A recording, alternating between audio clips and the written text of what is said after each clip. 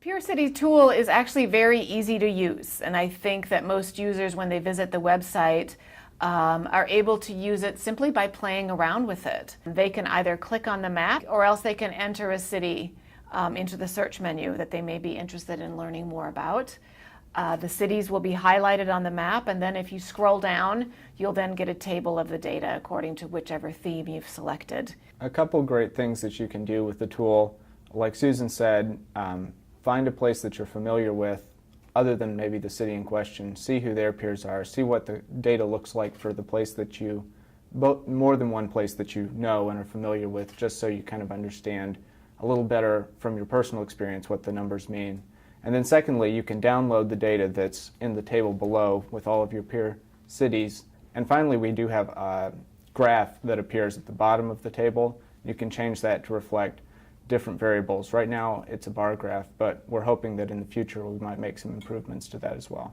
One of the best things about the Peer City tool is that it should give you a selection of cities that are roughly comparable on very sort of high-level criteria. So if you want to dig into a particular situation that your community is facing, a great way to do that is to pick out variables that might be on someone else's site. Perhaps you're interested in something relating to environmental justice. The other thing that is available when you click through there is a full download of the entire data set. So sometimes people just want to play around with a little bit more beyond what their peer cities are. Sometimes they may want to develop a custom set of peer cities, and this is a place where they can do that. We hope that the Peer City Identification tool is something that can be used by city planners, other government officials, policymakers, members of chambers of commerce who have identified some problems or issues or just sort of environments in their community that they're hoping to change and know that surely someone else is having these similar problems, but they're not quite sure who. It really is I think compelling city planners, especially those are the folks that we've really seen start to use the tool to expand the places they think of as their peers. I think this is a question that's so commonly addressed regionally, and the tool really forces them to go outside of their comfort zone.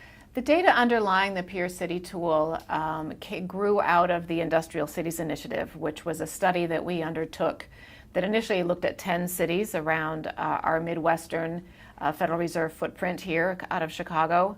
And we had gathered an enormous amount of data to help inform that study. When we went back to these cities and presented our findings from the Industrial Cities Initiative, we realized there was a great appetite amongst city leaders to learn more about where their cities fit relative to other places. There are currently 300 cities, and they all have in common the fact that they had at least 50,000 in population in 1960. And from there, their histories and their experiences, there are many similarities and there are many differences. We are very curious to hear how people are using it and what their experiences are like.